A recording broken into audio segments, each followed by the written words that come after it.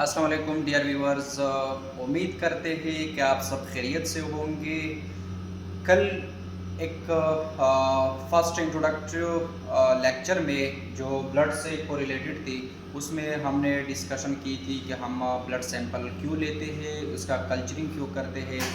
आज हम जो नेक्स्ट स्टेप है, जो नेक्स्ट इंट्रोडक्टिव वीडियो है, वो हम बात करते हैं कि हम जब ब्लड ले लेते हैं तो हम उसको फिर नेक्स्ट प्रोसेस जो हम इसके साथ करते हैं तो वो हम कौन से करते हैं। ठीक है, तो सबसे पहली बात ये है कि ब्लड कल्चर का जो बोतल होते हैं, इसमें इनसाइड जो एक लिक्विड फॉर्म में जो सस्पेंशन होता है, लिक्विड और सस्पेंशन दोनों, इसमें हमारे पास काफ़ी सारी चीज़ें होते हैं जिसका मकसद होता है एक कि वो प्रोमोट करता है माइक्रो ऑर्गेनिज्म का ग्रोथ। यहाँ पर हम बात करते हैं कि इसी बॉटल्स का हमारे पास टाइप्स कितने होते हैं, तो हम बात कर सकते हैं कि मेनली जो टाइप्स होते हैं इसी बॉटल्स का हमारे पास दो टाइप्स के होते हैं। एक हमारे पास होता है एरोबिक बॉटल्स, दूसरे हमारे पास होते हैं anaerobic bottles. Aerobic bottle for example अब इस तरह हम स्टेफ या इकोलाई वगैरह जो स्पीशीज़ है, हम इसको कल्चर करते हैं, इसको हम फिर सैंपल करते हैं। सेकंड जो हमारे पास है वो हमारे पास एनारोबिक बॉटल में जो क्लस्ट्रिडियम स्पीशीज़ वगैरह जो हम इसको कल्चर करते हैं। अगर कल्चर करना चाहते हैं तो हम इसको एनारोबिक कंडीशन में या एनारोबिक बॉटल में ले लेते हैं। इन दोनों में जो मेन डिफरेंसेस होता है वो सब बाकी जो न्यूट्रिएंट्स वगैरह होते हैं वो सेम होते हैं, लेकिन एक चीज़ का फ़र्क होता है कि जो एनारोबिक बॉटल होता है उसमें ऑक्सीजन का जो होना होता है वो लैक होता है एनारोबिक, इसी वजह से हम कहते हैं। बाकी जो न्यूट्रिएंट है वो सारे के सारे मौजूद होते हैं according to the need of that organisms. जो बेसिक नीड या जो बेसिक न्यूट्रिएंट है इसी बॉटल में जो हमारे पास प्रेजेंट होता है वो सबसे पहले ग्लूकोज है, जो कि एनर्जी सोर्स पे माइक्रो ऑर्गेनिज्म यूज़ करते हैं। बहुत सारे जो ऑर्गेनिज्म है वो ग्लूकोज को फॉर्मेंट करते हैं, यूज़ करते हैं as a carbon source. Next जो हमारे साथ पेप्टोन है, तो इस तरह हमारे साथ काफ़ी सारे ऑर्गेनिज्म है जो कि पेप्टोन को भी एज ए सोर्स यूज़ करते हैं। एनर्जी विटामिन्स है, मिनरल्स है, बफर है। जिस तरह हम बफर का भी बात कर सकते हैं कि ये अगर हमारे पास ग्रोथ में मदद नहीं कर सकते हैं, लेकिन ये पीएच इंडिकेटर है हमारे पास। ये पीएच जो है ये मेंटेन रखता है। लास्ट में जो हमारे पास रिड्यूसिंग एजेंट जो है ये हम सल्फेट हम यूज़ करते हैं, जो कि हम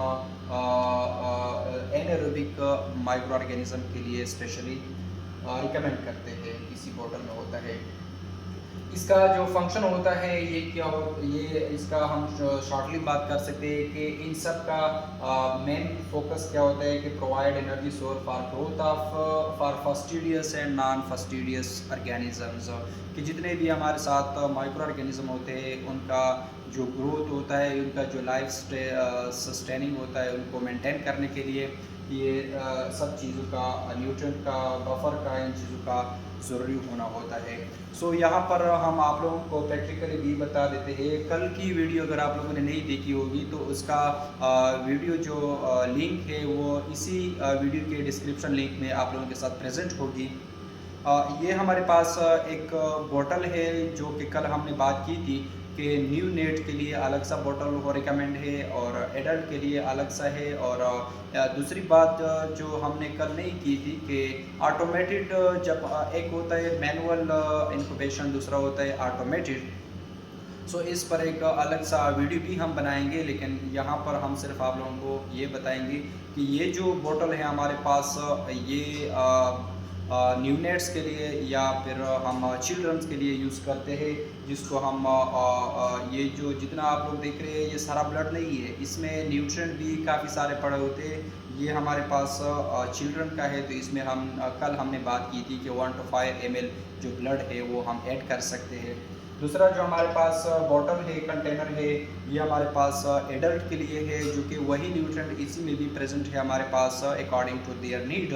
of that organism according to the age इसमें प्रेजेंट है। तो ये हमारे पास जो बॉटल है, तो जो एडल्ट हमारे पास होते हैं, इनका सैंपल कलेक्ट करने के लिए वो हम यही वाली बोतल यूज़ करते हैं, जिसको हमने कल बात की थी कि 5 to 10 ml जो ब्लड है वो हमें चाहिए होते हैं। और इसी कंटेनर में हमारे पास यही चीज़ें जो न्यूट्रिएंट है ये प्रेजेंट होते हैं। और ये जिसका मेन गोल क्या होता है, to promote or just to maintain the sustaining life of the micro organisms. Third जो हमारे पास बॉटल है, ये भी हमारे पास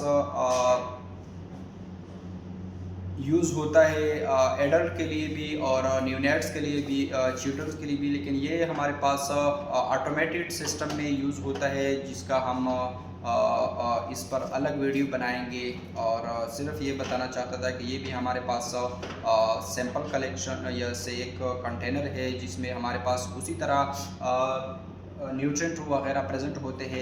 लेकिन मसला सिर्फ इसमें डिफरेंसेस ये है कि जब हम ऑटोमेटेड इंक्यूबेशन करते हैं बैकटेक के ज़रिए या वाईटेक के ज़रिए, तो इसी कंटेनर में हम कलेक्ट करते हैं। अगर हम मैनुअल इंक्यूबेशन करते हैं तो हम इन्हीं बोतल को हम फिर यूज़ करते हैं और इसकी तवज्जुह से फिर हम इंक्यूबेशन करते हैं। सो हम उम्मीद करते हैं कि आज की वीडियो से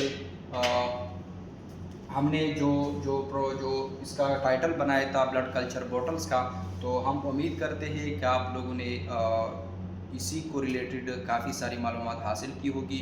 और आप लोगों का बहुत बहुत शुक्रिया आप लोगों को वक्त देने का। और अगर कोई क्वेश्चन हो आप लोगों का, कोई भी इस तरह मिसअंडरस्टैंडिंग हो, तो आप कमेंट सेक्शन में या जो मैंने व्हाट्सअप का नंबर दिया हुआ है, तो इसी पर आप लोग कांटेक्ट कर सकते हैं। इंशाल्लाह हम और हमारी टीम पूरी कोशिश करेंगे कि कोई इस तरह मसला या मिसअंडरस्टैंडिंग नहीं होगी कि जिसमें हम या हमारे स्टूडेंट कन्फ्यूजन के शिकार होंगे।